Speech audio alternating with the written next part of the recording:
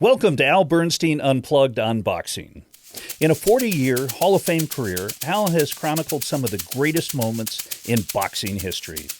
On this podcast, you get to hear him expand on those memories and talk about the current news in the sport of boxing. You'll also hear Al interview some of the biggest names in the sport. Here's Al Bernstein Unplugged. Hi, everybody. Al Bernstein here with our debut of Al Bernstein Unplugged on Boxing, our new podcast/show in which I get a chance to talk to you about the current state of boxing, reminisce about things that have happened in the past, and we get to visit with boxing personality as well. This is really exciting to me because for those of you that see me do the fights on Showtime Championship Boxing, which I thoroughly enjoy, on those shows, of course, I concentrate on the fights at hand and try and enhance those for your viewing. But I don't get a chance to talk about these other topics. And here, I have a chance to expand on those a little more, also a chance to interact with you. And as I said, with boxing personalities that I enjoy talking to. Now, on this show today, we're going to take some of your questions that you sent in to Twitter, at Al Bernstein. That's where you send them to me, and we will answer a bunch of those. Also, in our flashback section, which is a special feature that we're going to do in every show, a boxing flashback, I will take a look back at the Marvin Hagler-Tommy Hearns fight. And then, in our special interview, we will talk with Andre Ward, the great boxing champion, and also, of course, now a great broadcaster. Now, I'm not going to be a singular voice on this show. I have a co-host, and I'm happy to say that I have this gentleman with me. He is a longtime friend and fine broadcaster, my good friend Trip Mitchell. Trip, I am glad that you're taking this journey with me. Well, I'm really looking forward to it, and I understand it came down to two of us, and it was close. I didn't want to say this, but you're right. It was a competition that as we narrowed down the finalists, it did come down to two people, but I'm very happy that you were able to just narrowly edge out Adrian Broner as my co-host. You beat him by just a little bit, but nonetheless, you got the job. The part where Adrian Broner said, "I want to kill Al" on the first show, can I get that a little better? You know what? That may have influenced my decision, but I'm not sure. Anyway, well, so I'm happy that you're aboard with us, and we have when we get going into the time when there's more boxing and we have more news to cover, we're going to have a news section at the beginning of the show. But for these, we got so many questions right off the bat from boxing fans that we thought we would do this section with questions, and then we'd also do some questions later in the show after we interview Andre Ward. Well, that's great. And by the way, isn't it wonderful? So now you have a way to interact with your 63,000 Twitter followers. Yeah, a lot of folks on Twitter that I interact with, and I get to talk to them on Twitter, but this gives us a chance when they ask a question for me to give them a more expansive answer. Okay, one of the first questions up. What's the toughest fight for Loma? Lopez, Haney, Tank, or Garcia? Yeah, of course they're talking about Vasily Lomachenko, who is regarded as one of the top pound-for-pound fighters in boxing today, in some quarters the top. And what that question speaks to is how absolutely loaded the lightweight division is in talent. And the reference there, of course, is to Teofimo Lopez, who will be the next opponent of Lomachenko. He was supposed to fight him in May. Of course, now that has been pushed back due to the coronavirus.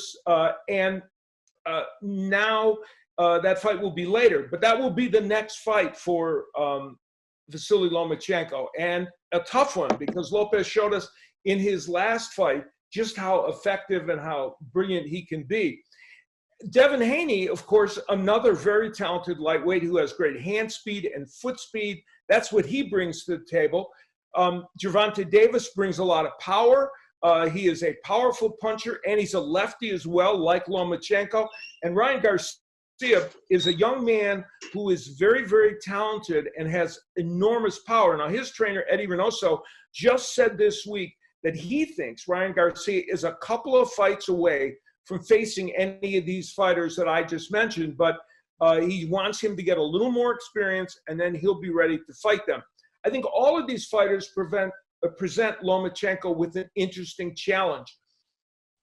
If he gets past Lopez and he can win that fight, I think for me, one of the more interesting matchups that he could have right now, because again, I think Brian Garcia might not be ready to jump in, would be his battle with Gervonta Davis, who, of course, I've had the pleasure of calling a number of his fights, and he is, as I said, very powerful and a talented fighter as well. It would be the clash of two lefties. Of course, there's boxing politics involved, so we don't know whether these matches can happen.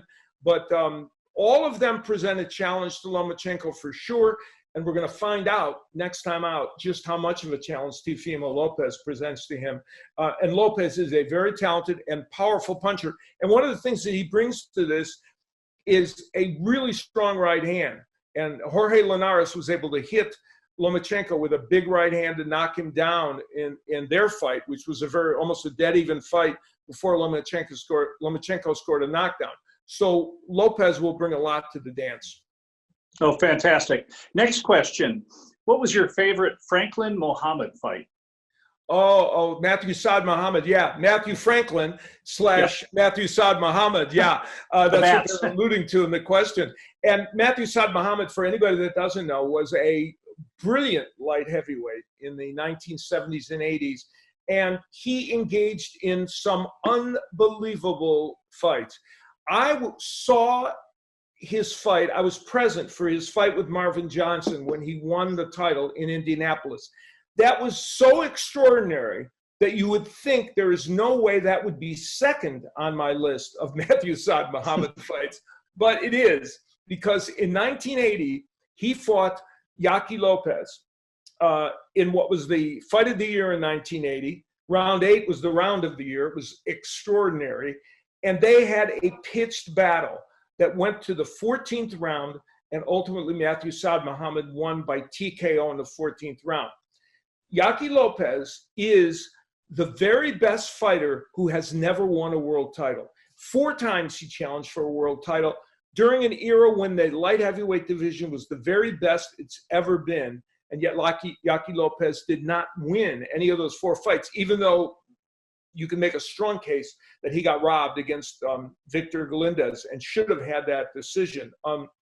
But the fight with Matthew Saad Muhammad, which I strongly urge people, when you're done with this, watching this podcast, go on YouTube and take a look at that fight. It is just extraordinary. And Yaqui Lopez, who is still alive, Matthew Saad Muhammad passed away. Yaqui lives in California with his wife. I got to see him about a year ago at an event out in California. And not only was he, I mean, he's a credit to the sport of boxing, and he's one of the most delightful guys you'll ever see. And he was a true warrior in the ring. And he and Saad Muhammad produced a classic. Well, that's fantastic. And by the way, you're now going back 40 years. You can remember every round to every fight that you covered. You are amazing. No. In fact, there's a portion of the 80s that I think I don't remember too much of, but we won't go into that. The 80s are just a distant memory to me in many ways. Okay. We all had fun in the 80s, right? We did. And another viewer asked a really great question. What was your interview with Tomaszek after the Tommy Morrison fight the craziest ever? Oh, my God. Well, to set up that story, Tim Tomaszek was a journeyman fighter who ended up fighting for the World Heavyweight Championship against Tommy Morrison. This was right after Tommy Morrison had beaten George Foreman, won the world title, and he promised to come home to fight in his home area. And so in Kansas City at the Kemper Arena, he was supposed to fight Mike Williams, a heavyweight fighter, and Williams bolted 20 minutes before the show. He just decided he wasn't going to fight. And so, of course, we didn't have a championship fight all the time on ESPN at that time, a heavyweight title fight. And so this was a big deal. And now here we were 20 minutes before airtime, and there was nobody to fight Tommy Morrison. Needless to say, people were panicking. So Bruce Trampler, the promoter for the matchmaker for Top Rank Boxing, went up in the stands and found Tim Tomaszek, who was a journeyman heavyweight. He was 35-10. He'd appeared a couple times on Top Rank Boxing, and he was quite a character. Tim had already, Trip, had 3 beers. He was hydrating. Yeah, in my book, one of the chapters is it's 30 years, 30 undeniable truths. One of the undeniable truths is it's best not to fight for the world championship when you've had 3 beers. So that Tim Tomaszek had already had 3 beers, and Bruce Trampler said, "Would you like to fight Tommy Morrison tonight?" And he said, "Of course, sure, why not?" So he came down and, interestingly, managed to go 5 rounds, 4+ rounds with Tommy Morrison, and had a few moments in the fight. Some were weird, but some were effective. Tommy Morrison ended up, TKOing him. And what was most remarkable is what our questioner references, and that is the interview I did with Tim Tomaszek, which is another YouTube video I highly recommend when you're done with this podcast. Tim Tomaszek did an interview with me that is definitely the funniest I have ever been involved with. In fact, it was so funny that David Letterman booked Tim Tomaszek 5 days later to be on his show. It's a riot. Tim Tomaszek started out the interview by saying, "Hey, nobody knows I'm even here. I work at Shopko. Hey, I'm a handsome guy, right?" That was Tim Tomaszek, So that interview was pretty crazy. And of course, it was part of the ESPN Top Rank Boxing series, which is one that provided me with many, many great memories. You guys were the greatest show on turf, as people would say, to paraphrase a little bit. But I would hear stories when I started covering boxing. People will tell stories about when you guys would go into a town, you guys would take over a town. Yeah, that is true. We would go, we did 48 shows a year on the Top Rank Boxing, which seems impossible now to fathom, right? And we would go to these small towns, some of the fights were in Atlantic City and some were in Las Vegas, but then in between, we would go, to these small towns in the South and in the Midwest and out West and everywhere. And we were like the circus coming to town. A perfect example is when we went to Bristol, Tennessee. I will never forget that one because it was as if, we were visiting dignitaries and it was, we would literally take over, and it was a riot. And so that series provided, some wonderful, wonderful memories. And it recently had that was 40 years ago it debuted on ESPN. And over the course of time, I worked with approximately 4,000 broadcast partners, give or take a couple, which was pretty amazing. Though I did have a long 8-year run with Barry Tompkins, and I had a nice long run with Bob Papa, and I worked with some very talented people, Dave Bontempo and all the rest. So it was a wonderful, wonderful time. That leads us to one of the segments that we'll be doing every week on this show, and that is called our flashback segment. And for this particular week, I chose a fight that just this past week or so had its 35th anniversary. It was April 15th, 1985, when Marvin Hagler took on Tommy Hearns at the outdoor arena at Caesar's Palace in a battle for the middleweight championship. And it was an extraordinary event and an extraordinary night on all levels. Now, I was only about 5 years into my broadcasting career in 1985. I started at ESPN, as we just alluded to, in 1980. And so here I was 5 years into my career getting this amazing assignment. I had done the Hagler-Duran fight on pay-per-view, so that was really exciting. This fight was even on a higher level, really, because of the excitement attached to it. And Las Vegas was, buzzing for this fight. As it was for all those fights in the 1980s. And remember, that was a time when boxing was one of the top sports that was covered by all the media, and there wasn't as much really competition for our sporting attention. And so that fight was literally on the lips of every casual sports fan in America. The lead up to the fight was amazing because Tommy Hearns and and Marvin Hagler, who are two guys that I dearly love, but they didn't love each other. There was a lot of antagonism leading up to this fight. They got under each other's skin, and they were ready for this battle. And the atmosphere at the outdoor arena at Caesars was electric. After their walk-ins, I did something that now has become a staple for me. It was when they were standing there waiting to be introduced, I took my headphones off so that I could drink in the moment and listen to this crowd and look around at the crowd and see what they were doing and how they were reacting to these two amazing fighters as we were on the precipice of this great fight. And I have now done that at every single broadcast that I have ever done since that time in 1985, because it dawned on me that how lucky I was to be sitting there. And I consider myself, every fight I do on any level, I consider myself lucky to be sitting there and having a chance to do those fights. And so I take my headphones off and I look around and gauge the atmosphere and let it sink in. The fight itself matched, obviously, all the intensity. Many people have surmised that the feelings that Hearns and Hagler had for each other may have contributed to them starting so quickly in that fight. I don't think any of us expected the fight to start like it did. In round one, it was mayhem.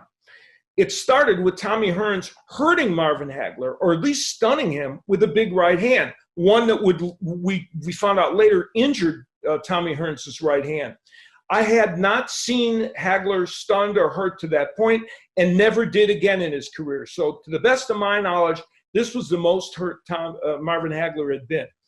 Nevertheless, he was able to shake it off, and they produced a round one that was one for the books. And in fact, at the end of the round, I said this might have been the best round in middleweight history.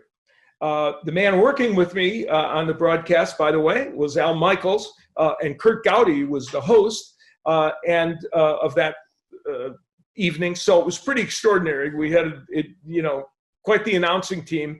And Al Michaels said to me later that it's one of the most exciting experiences that he could possibly have in broadcasting. We know Al has had many great experiences, and I saw him about 2 or 3 years ago, and he echoed that.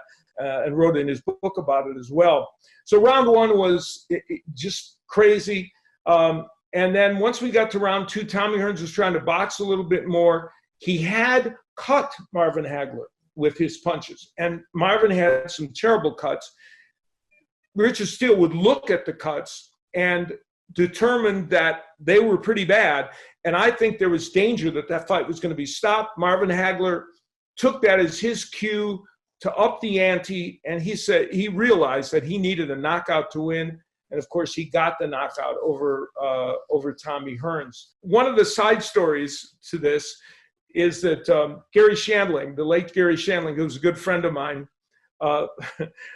came to the fight because he was opening for Joan Rivers at Caesar's Palace, and one day at lunch he said to me, he said, the thing about that Hagler-Hearns fight that really worked out well was I only had time for 2.5 rounds. For him, it was the perfect length of that fight. And they were nice enough to accommodate Gary so that he could go back and perform leading off for Joan Rivers. It was really extraordinary. And to this day, it remains one of the best experiences I've ever had in broadcasting. I mentioned my admiration for both Tommy Hearns and Marvin Hagler. That will never abate. I really respect and love them as fighters and as men as well. They've been nothing but wonderful to me, and I've always just respected them. Another sidelight about Tommy Hearns and Marvin Hagler, my son, who is a singer-songwriter and actor and not really the biggest boxing fan on the planet, to him, an Oscar doesn't mean Oscar de la Hoya, it means an Academy Award.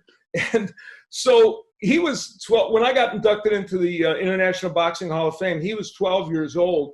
And we were staying at this little hotel in Canastota, New York, where everybody stays. And in the hallway, you know, a few doors down was Sugar Ray Leonard. Then there was Tommy Hearns over here, Marvin Hagler over there. And my son had no idea who these men were, none whatsoever. But during his whole stay there, he played with them. He hung around with them. They became pals. It was like Uncle Marvin and Uncle Tommy and Uncle Ray. And when we got done with it, I said to Wes, I said, you know, he said to me, he said, you know, they're really nice guys. And I said, if you really realize that there are millions of kids out there that would love the opportunity to have done what you did with those three guys, I said, you would be astonished. So now he kind of knows that he had a special opportunity with those three men.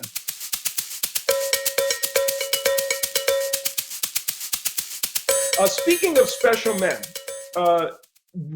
our interview for this show is indeed a special man. He was a 168-pound champion and a 175-pound champion, and I had the privilege of announcing a number of his fights, and I've had the privilege of knowing him as well for a long time, and I'm thrilled that he is now a very fine broadcaster with ESPN, and his name is Andre Ward, and we had a chance to visit with him. Here's our chat with Andre Ward.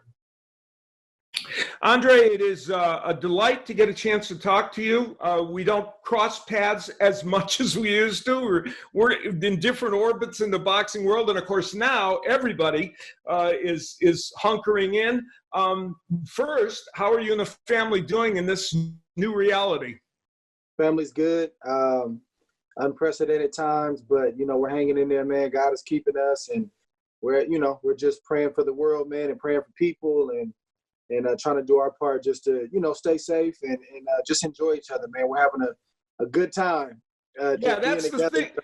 That's the thing. You do get to be with your family, and in some ways, it provides you a chance to bond further.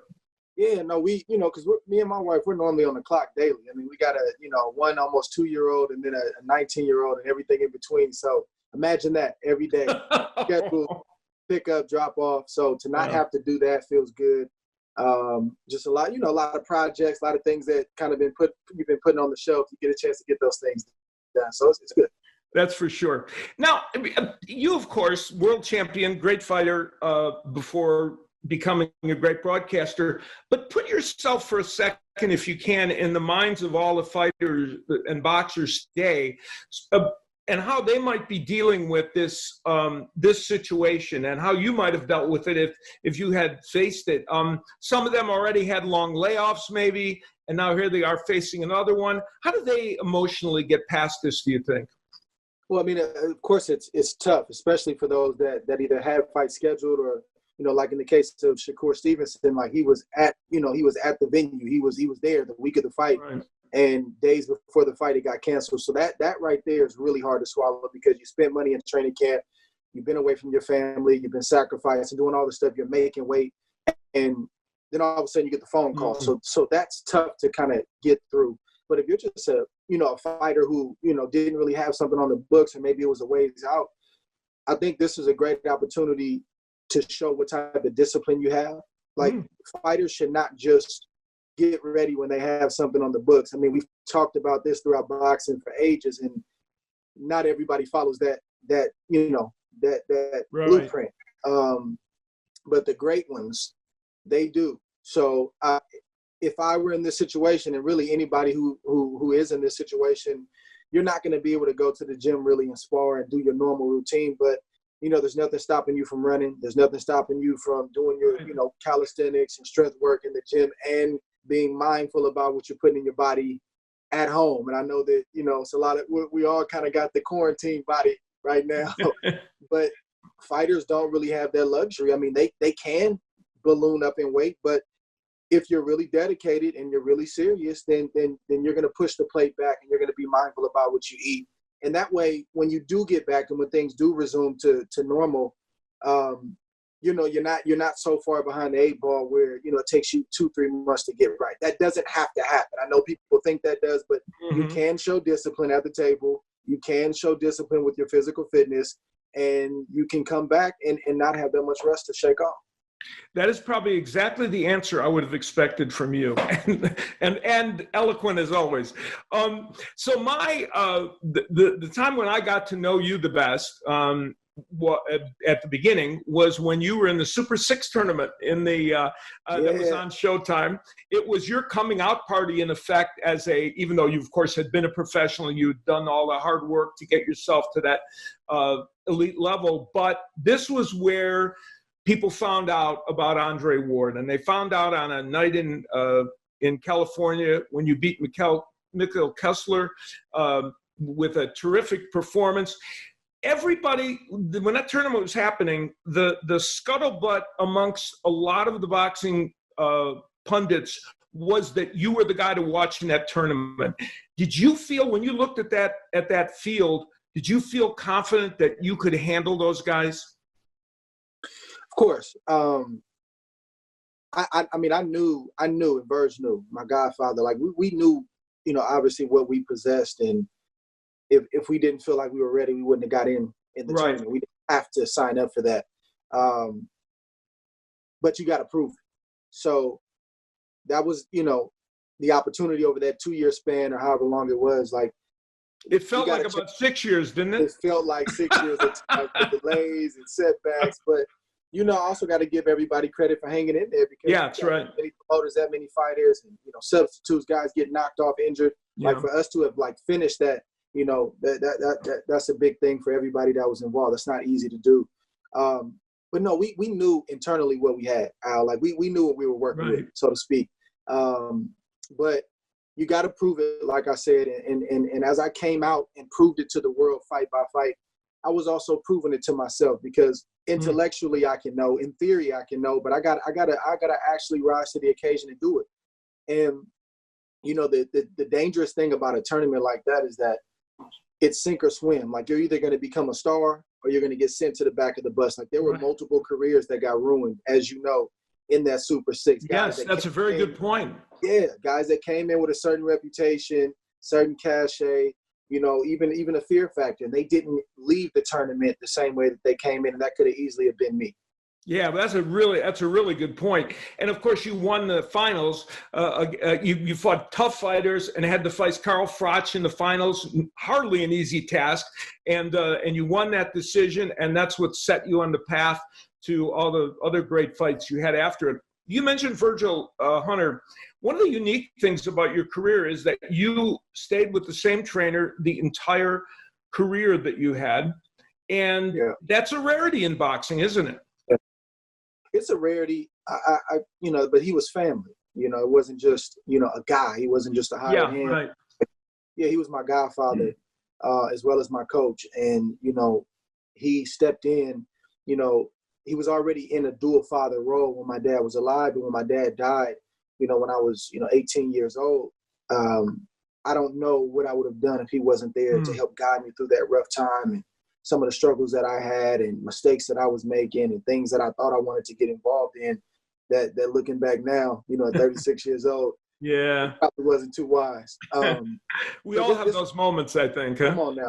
We all got them, but and some get through them, and unfortunately some don't. But I find that the ones that do, they have the Verges of the world. They have people that are walking alongside them, that are not afraid to speak truth to them. And that's what Verge was. So, like, I never really understood, the switching trainers every time something goes wrong, because for me, training camp, a fight, locker room moments before the fight, all that stuff to me is just so intimate. Like, I need to have a guy next to me that knows what I possess, a guy that's going to tell me the truth, and a guy that's not going to panic if things go awry. And just somebody that I feel comfortable with. So I could have never imagined having another guy in my corner outside of Verge. Intriguing. Very well said. So you had a great career. And one of the things that people now, as we sit and try to find ways to talk about boxing and think about sports, whether it's watching an old, of some game where the Warriors won a NBA title, or in my case, the Cubs won a World Series, or watching great old boxing. The other thing that people are doing is talking about mythical matchups. And two of the people in boxing that I have great respect for, of you, of course, and my friend Joe Calzaghe. And so people always talk about the idea of the greatest 168-pound fight ever would be Joe Calzaghe and Andre Ward. And one of the interesting things about that is you're both cerebral fighters. You both have great skills. If you were going to fight Joe Calzaghe, and you've had several different styles. You're very good at being a chameleon and adapting styles. How would you approach fighting Joe Calzaghe? Man. I know, I hit you with a tough one, huh? The Joe Calzaghe matchup, I've thought about that, obviously. Have you given it thought? Yeah, of course. Yeah. I've thought about that throughout the years. And I'll kind of give you a little secret. Okay, go ahead. I didn't really like fighting or really like sparring guys with high, guys who were high volume punchers. Oh, yeah. Like I didn't mind fighting a big puncher. It's one or two shots you got to look out for. I had great eyes, great reflexes. Yeah. You can't predict everything. Sometimes you get caught, but I was okay with that. But guys that had the 80, 90 punches around, those are the guys where I'm like, man, here we go, man. Because that, like, Verge classified me as a pick'em fighter, similar to Floyd. If you look at yeah, right. If you look at our styles, we don't necessarily throw combinations until we get you hurt. Mm-hmm. Like we're picking you apart. Jab to the stomach, jab to the head, right hand, step back, reset. Like our stuff kind of accumulates, over some rounds. But Calzaghe was a guy who, as we know, those that know the sport and who have followed Calzaghe, man, he was a guy who threw sometimes over 100 punches around, and it didn't seem like they had a lot of steam on them, but they would add up. So that would have been something that I would have had to deal with. Some I wouldn't have been happy about dealing with. but the way that you cut a volume puncher down is great feet in distance and range. And I wouldn't have tried to go punch for punch with Joe Calzaghe. We saw Bernard Hopkins do that. Bernard Hopkins is not a volume guy. He's a thinker. He's a guy that can throw combinations, but that's not really his thing. He got caught up in that game, and it kind of backfired. He had early success. Down the road, Calzaghe pulled away. My distance and my range with my feet and kind of dictating what range this fight is going to be fought at. If he gets inside, knowing when to tie up, when to work really quick, tie up, and then allow the ref to break. It's like it would have had to been a very psychological, like a very methodical fight. And Joe would have won some rounds for sure. But I think this is where the difference would have been between me and Joe. That's interesting. And you would have tried to make him into less of a volume puncher. Well, the legs and distance and creating the range and kind of dictating where this fight is going to be fought. It's not going to be fought at the range you want to fight at, and it's not going to be fought at the pace you want to fight at. That's what you call taking a guy's punch count down. And I've done that in the past with guys in the amateurs, pros. It's not easy to do. But I think I would have got Joe by what I just mentioned, and then also the body punches. Yeah. And the inside work, but then also I know Joe struggled to make weight. True. You didn't always see it on his face. You didn't always see him huffing and puffing, but Joe would kill himself, especially late in his career, making the weight. Those are things, Joe, Al, that when you're facing a guy like that, it's not five big things that you have an advantage over your opponent in when you're facing top competition. It's one, maybe two, maybe three smaller things that you execute. So the legs and the range, the body punching inside, taking wind, slowly breaking him down, and then knowing that he tends to fade sometimes and he struggles to make weight. I think that would have separated me and Joe if we fought. Interesting. That's great. Well, I've always wanted to ask you that. So, and of course, you had a great answer. But no easy task. No, Joe Calzaghe was, and he's left-handed. Yeah, on top of everything else, right? Yeah, he's a great fighter and a great guy, just like you. So you have carved out already a broadcasting career for yourself that is extraordinary. And what most people don't know about you is that you went about it the right way. You did broadcasting up in the Bay Area. You would make it your business. And I'm having talked to you, I understand that you knew that you were going to want to broadcast, and you're you did it the way you did boxing. Get reps, get a chance to practice it, and that led you into the career you have now. Yeah, I got to give a shout out to Roy Jones. I mean, Roy was the first one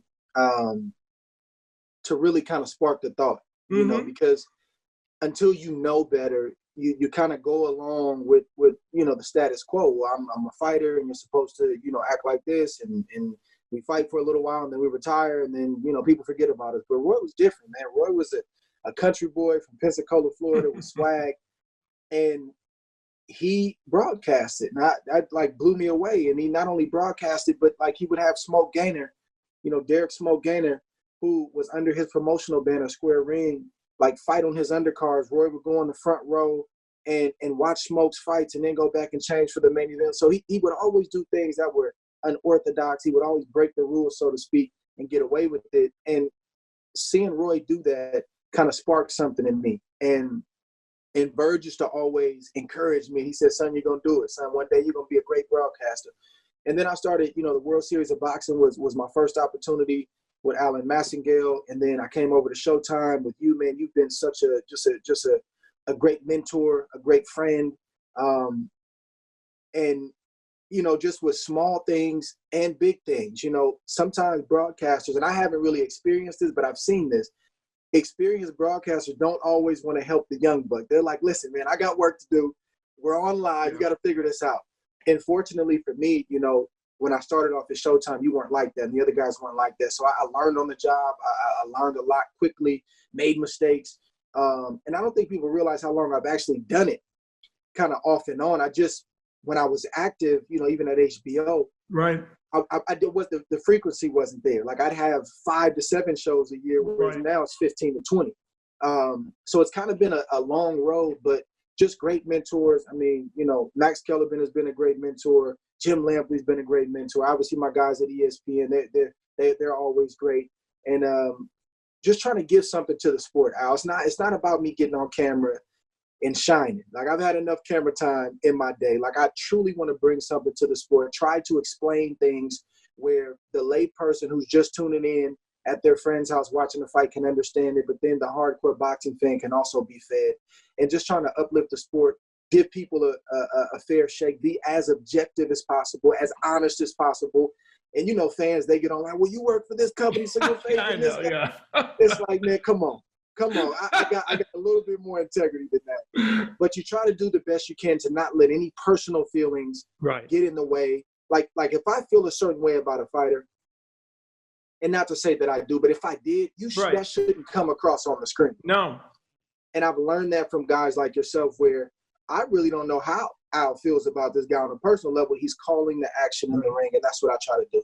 And that is what that was extremely well put, and that's exactly the case. And that's why your career has been so good, and that's why you're one of the best to do this. And as you recall, when we had discussions about it, I said you were going to end up being the best color commentator. You've always told me that, and I'm like, ever. What? So I couldn't believe it. You're on your way to doing that. Speaking of which, and before I let you go, the most recent fight you did was. Or one of the most recent, there might have been one after, but was Wilder and Fury. And it was, I did the first Wilder and Fury fight, and then you were part of the broadcast team, of course, that did the second one. And while the first one went some ways to form, because it was the way you would expect that fight to go, Fury boxing effectively, Wilder landing a couple of big power punches, coming this close to a knockout and not quite getting it. The second fight was nothing like that. And I'm curious, when Fury came in at a very high weight and came in at 273, I remember thinking to myself, oh my, this doesn't seem good. Yeah. You feel like maybe, though, did you buy into the idea that he could bully Wilder like he did? I mean, of course, at his size, like those are two big men. Like, of course he's big enough to do it, but that's not really his game. No. So I felt the same way that you felt when I saw the weight gain, and I heard all the talk about the weight gain, and I said, hold on now. Yeah, I know, yeah. said, hold on. I said, why would you become kind of a sitting duck and have more mass on you and almost like a weighted vest? Like, why would you put on another 8 to 10 or 15 with a guy like that? But then on the flip side, I said, there's also some gamesmanship here because Fury he's a great, gamesman. Like, he knows what to say. He'll float certain things out to get a reaction. He'll float certain things out to, get a reaction from the opposite camp. And I think it was some of that. So there was truth in there. He did come in heavier, but some of the way he talked about it and the frequency in which he talked about it, he wanted to get in Wilder's head. Yeah. And Wilder came in heavier. Don't know if that was originally by design or not, but I think that affected Wilder. And I think once you tell a guy that you're going to do something, hey, I'm coming in heavier and you're going to feel my strength, it's going to be a different fight. And then he gets in the ring and physically feels you heavier, stronger, and it's a different fight. Now all the doubt, all the questions come rushing back to his head, and he has to deal with that in real time. So I just think Wilder never really had a chance to get settled. I don't know how you feel about the costume weighing his leg. I don't know, man. At the end of the day, at that level and at that stage, you got to figure those kind of things out. And I give Fury credit, man. He not only did it, but he called a shot. And you got to respect that. And I'm looking forward to the rematch. I know Wilder's going to get himself together as best he can psychologically and physically and come stronger. But Fury's going to be stronger as well, too, because he knows that he can do this now. He's not just guessing or trying to, talk himself up. He knows. He's proved in front of the whole world, so he's going to be tough to beat as well. Yeah, it's going to be quite an interesting matchup. So I'll look forward to hearing you talk about it.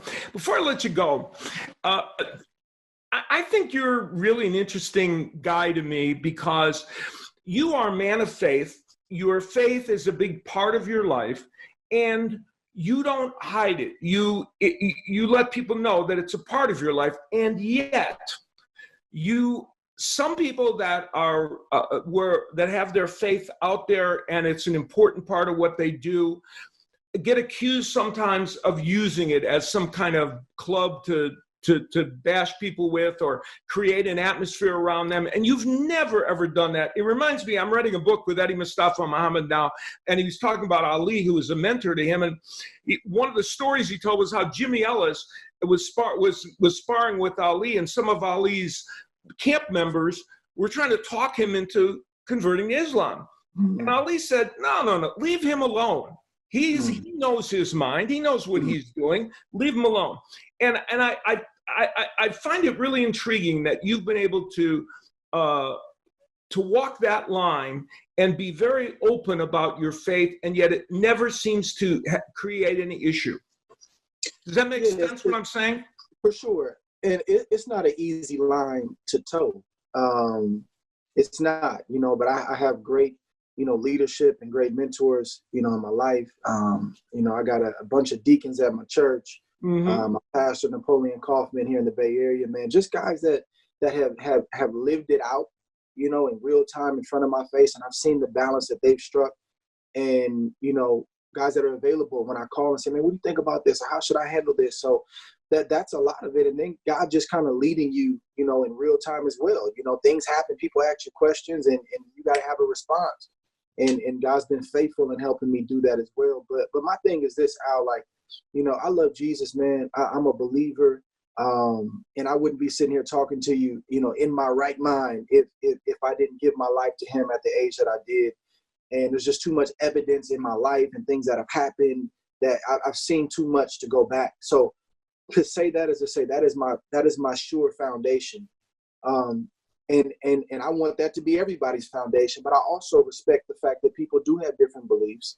I do, respect the fact that people are going through a process. And I think one major thing that I've learned over the years is sometimes your zeal can kill. You want to have zeal according to knowledge. And people will let you know if they're open to hear, your belief system, right, or if they want to know how'd you get here, man? Explain that to me. And I think it's just being sensitive to know when to act and when to speak, and then when to just live it out, because there's a lot of people talking in the world, Al, and their life doesn't match up with what they say. Yeah. And I'm not proclaiming to be a perfect man by any means, but I hope that my life speaks, and my life is preaching to some degree. And then, I only speak when I have to or when I feel led. So I've tried to strike the balance. It's not an easy thing, but it's encouraging to hear you say that, though. Yeah, it's true. It's interesting to me because I find, and it's when you're a public figure, all these things come into play, don't they? And in your case, it's just intriguing to me. Andre, go ahead. I'll add this, Al, if you don't mind. I think one thing too, when you do get people who kind of bash you about your faith and say that people don't want to hear that, I just stop and I think and I say, man, I see a lot of filth out there in the world, and things that I'm guarding my kids from, social media, not social media as a whole, but just things that are out there, people with no clothes on, people that are telling your kids it's okay to vape, it's okay to smoke, it's okay to do all these things. Like, it's okay for that message to be heralded every single day in the world. And in some cases, it's our norm. We sit back and we just kind of laugh, or, it's all good. But when somebody says, man, hey, I hear all that, but man, can I just kind of share how I got here and how I've been sustained? Oh, nobody wants to hear that. That's a little strange to me. Why are things that we know that are bad get heralded every day? And in most cases, I'm not saying that everybody's okay with it, but there's a conglomerate of people that are okay with that message being put forth. But then when somebody tries to share something positive or share how they got to a certain point or how they have remained in this place, nobody wants to hear that. So that's a little strange to me, and I think that encourages me to be ready to speak when it's time to speak. Interesting. Well, and everybody, as you point out, everybody has their own journey to walk, and there are different ways to get to the same point. But when something works for you, you want to talk about it. Yeah, I think it's really fascinating.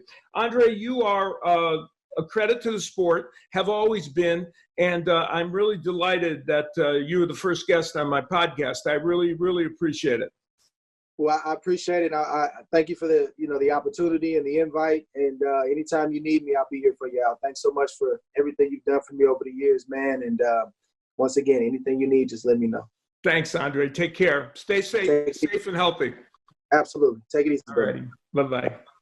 So that was our chat with Andre Ward. And, I just find him to be one of the most interesting and articulate people in the sport of boxing. And I think the way he described and explained things in that interview speaks to that point.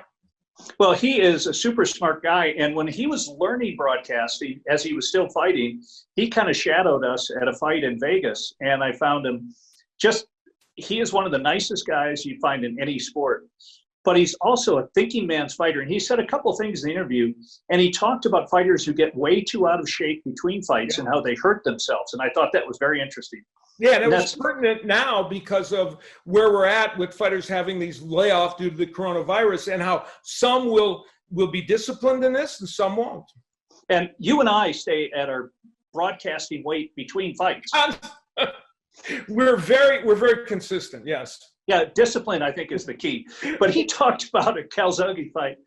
Was that an interesting conversation about punch volume and that sort of thing? Joe Calzaghe. Yeah, it was fascinating to me. As I said in the interview, I love both those guys. I love Andre, I love Joe Calzaghe, and I thought Andre showed, though of course he would feel like he could win that fight, he showed the proper respect for Joe, who is a Hall of Famer. Andre will be a Hall of Famer, and it is interesting.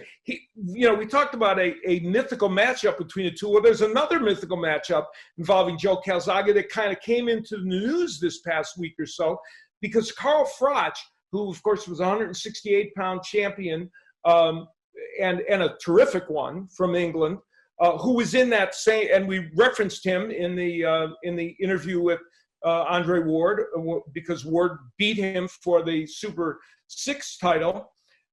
Carl Froch came just a little too late to fight Joe Calzaghe in what would have been a massive fight in England. Wales Calzaghe from Wales, and of course Froch from Nottingham, and it would have been in the UK a monstrous fight. And it's always kind of bothered Carl Froch that Calzaghe retired before they could have that fight. And just this past week on his podcast, Carl Froch not only decried the idea that he didn't get to fight him, he suggested, he told Eddie Hearn, the promoter, he should try and make that fight now. Joe Calzaghe's been retired for 11 years and he's 48, and Froch had been retired for about 6 years, and but Froch was keen to have that fight right now. They could have the fight. So Joe Calzaghe tweeted out, he said, "It's madness that I still live in the mind of Carl Froch." Both of them, Carl Froch also, by the way, a fighter that I very much respect and admire for his tenacity in the ring. You know, he fought maybe the toughest schedule anybody has fought for a long time in that 168-pound division, both in the Super 6 tournament and outside it. He just fought the hardest competition, and of course he had a wonderful career. But I think we're not likely to see the Calzaghe-Froch match anytime soon. If you had an all-star lineup of your best fighters over the age of 48, Bernard Hopkins. Oh, yeah. And, Bernard Hopkins would be a limited group. Archie Moore fought past age 48, believe it or not, and Hopkins did as well. George Foreman never made it quite that long, but he was he was up there in years as well. Well, it is amazing, and it shows the love of the sport that many of these fighters have. People don't realize how much they just love the training and getting up for fights, though you should hang it up at a certain point. Yeah, and I think the two you referenced, you know, Bernard Hopkins didn't need to fight. You know, he had made a fortune, but he kept himself in unbelievable condition and was effective almost to the end of his career, you know, as was Archie Moore. Archie Moore did fight Muhammad Ali at far too an advanced age, and it was fighting a heavyweight, so he wasn't effective. But he held the light heavyweight championship. He won it at, I think, age 39 and kept it for 8 years. So, you know, that's extraordinary against great light heavyweights. So, and now I believe we have some more questions, do we not, from the fans? We do. Do you think Triple G was robbed in his last 2 fights against Canelo? The fights against Canelo they were talking about, right? Yeah. The Triple G Canelo fights are lightning rods for boxing fans. There's no question that fans are divided on who won that fight, and they should be divided because these fights were razor thin. I personally, I thought that Triple G very narrowly won both fights. Very narrowly. So would I say that he was robbed? Absolutely not. You can make the case for Canelo winning one of those fights. The second fight, probably a better case than the first fight, but very, very close. And of course, now it's been announced that they will very likely fight each other a third time. Maybe it'll be the first fight back for both of them after boxing gets back into action. Canelo is supposed to fight Billy Joe Saunders, but now the way it's looking, that fight might get skipped for the moment, and he may go directly to Gennady Golovkin. The big issue there will be Golovkin, while he's still an excellent fighter, has he shown enough deterioration? He had a struggle in his last outing to win and just barely won. And so even though he performed well in major spots in that fight, and the question is, does he have enough left to face the younger Canelo? We'll find out. Well, it'll be interesting. Then we had another question: is boxing in decline? And by that I mean trainers, fighters. Do you see that at all? Yeah, I saw that question. You know, it was about whether trainers and fighters, the depth of them. Are we in decline in terms of those people not being as good as before? You know, I'm not a cheerleader for boxing. I cover it. I'm a fan of boxing, of course, or I wouldn't enjoy it so much. But I don't see myself as a cheerleader for it. However, I will give this answer. It's not in decline in terms of the product it puts out there. You know, boxing's product and the amount of fighters who are, I think, very good fighters, and it referenced the trainers specifically. Now, trainers, it's tricky because people debate different eras of trainers. Was this group better? Was that group better? And what about the current batch? I think in general, there are a lot of men out there who, and women as well, who are teaching the sport very well. And so I don't see this huge drop-off in trainers, and I certainly don't think there's a drop-off in talent. And we would only go back to what we discussed earlier in the show, and that was the lightweight division, where we have Devin Haney and Teofimo Lopez and Ryan Garcia and Gervonta Davis, and still Vasily Lomachenko, who's older, but But when they talk about people infusing the sport as young boxers, you look at that division and you look at the junior middleweight division where there's all kinds of talent, and the welterweight division where there's all kind of talent. So I think it's a fair statement to say it's the actual talent level is not in decline in the sport. And to that regard, as a follow-up, where would you say that the best young talent has come? What country is nurturing the best young fighters? Well, that's a good question. You know, there are many. The UK has produced terrific fighters and had many champions in the last decade or so. I think the United States now, despite the fact, and this is kind of a paradox, our amateur teams have not done well in terms of competition in international competition, and yet you look at fighters like Errol Spence and the lightweights I mentioned that are from the United States and others. The United States is producing very good fighters and for the pro ranks. And so, the US, the UK is another area certainly that's producing it. We're still getting great fighters from Mexico. The one place where they are searching for their next champion is Puerto Rico, which has normally produced many, many great champions. And there's kind of been a drought the last few years in terms of champions from Puerto Rico. But I guarantee you that will, very soon, I think, change. And I think we're going to see some really great fighters from that place as well. How about Brockton, Massachusetts? Do we have a third champion? Yeah. Gee, what are those other two guys? Oh, yeah, that Rocky fellow and the other guy that we referred to before. They were pretty good overall. So yeah, so Brockton might have a third. Yeah.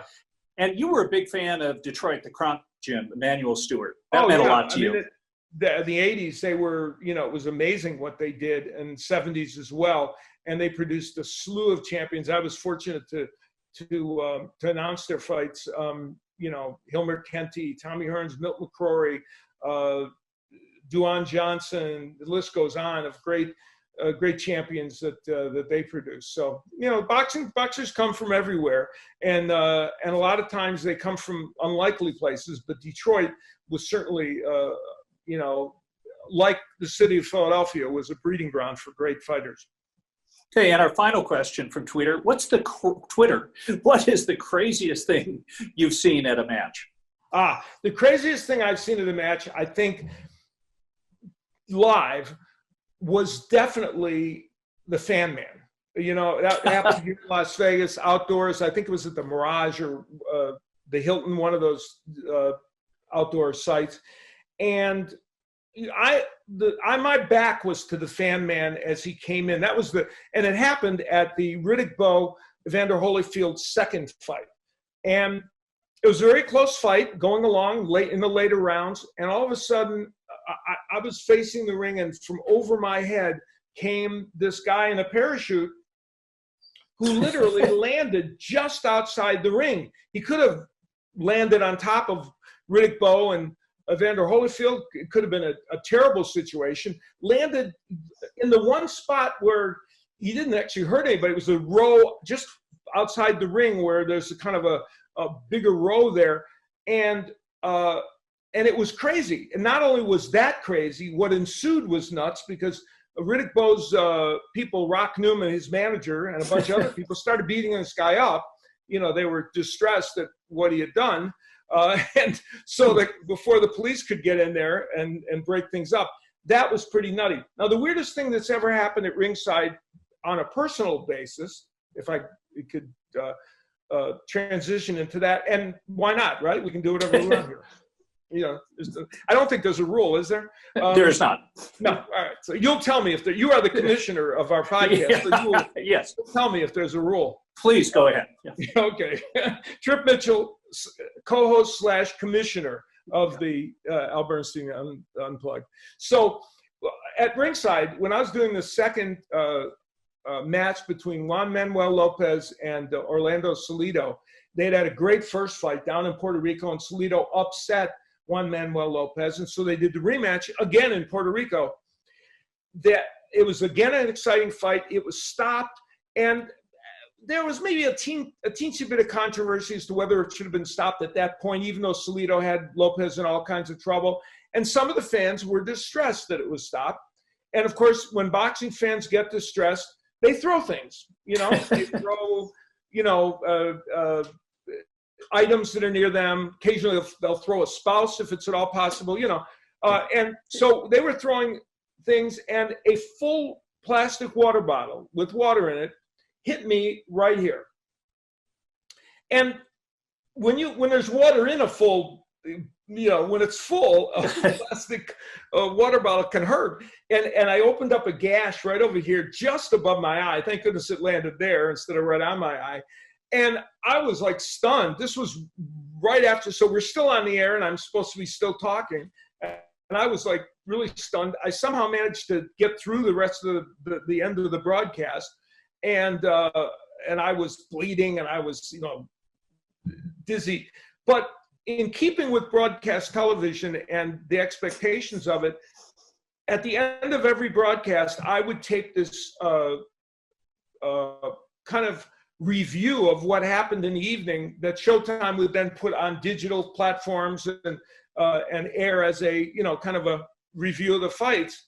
The young producer that did that walked up to me like, I'm going to say about a minute and a half after the show ended and said, "Okay, you ready to do this review now?" I'm bleeding from above my eye, and I could barely walk. And I said, I think we might wait on that one. Just did you have your own cut man? Yeah, that's a very good point. I should have had, somebody great cut man like Miguel Diaz or, or Chuck Bolden or Eddie Aliano, the great man from the past. But no, that's one thing they do not provide. They will provide you with makeup on the Showtime show, thank goodness, but they don't provide us with a cut man or woman. So that's not so good. Well, Al, real quickly, Al, my favorite memory from boxing happened outside the ring at a Valley Bank in Vegas. Buster Douglas, after he upset Tyson, got signed by Steve Wynn. As someone joked, I think you joked it's the only time that Top Rank and Don King ever got together, and that was hating Steve Wynn for a while. They gave him $1 million check, the big check. They gave him a smaller check. He walked across the street to Valley Bank and tried to cash it while I was in there. And Buster Douglas was shocked they didn't have $1 million for him waiting. He thought they would just hand the cash over to him. Exactly. Yeah, and that is Las Vegas in boxing. Yeah, that is actually the embodiment of Las Vegas in boxing. And of course, Buster Douglas went on to lose his title that night, or at that time, to Evander Holyfield. A little too much room service for Buster leading up to that fight. Well, this has been a lot of fun. I want to mention also my colleagues at Showtime will be airing. You can watch it on every Friday night. They're airing great fights from the past as we, have our hiatus from live boxing. And the next ones up will be Paulie Ayala and Johnny Tapia. That will be on Friday nights on Showtime. And so you want to tune into that and check out the consecutive weeks of his fights from the past and from the Showtime archives that they'll be putting up there. We are going to, in our next show, we'll be featuring, speaking of Showtime, Brian Custer, who is the host of Showtime Boxing, a great broadcaster who does football and basketball for Fox, and he's a terrific guy. And I want to thank Tripp for co-hosting this inaugural show, and also my thanks to Andre Ward for visiting with us on this show. It was really a delight to talk to him. So continue to tweet me questions at Al Bernstein. Though we have so many, I think we could supply another 5 or 6 shows at least with the questions you give them. But keep doing it, and I hope you've enjoyed this debut episode of our show. And we'll see you next time.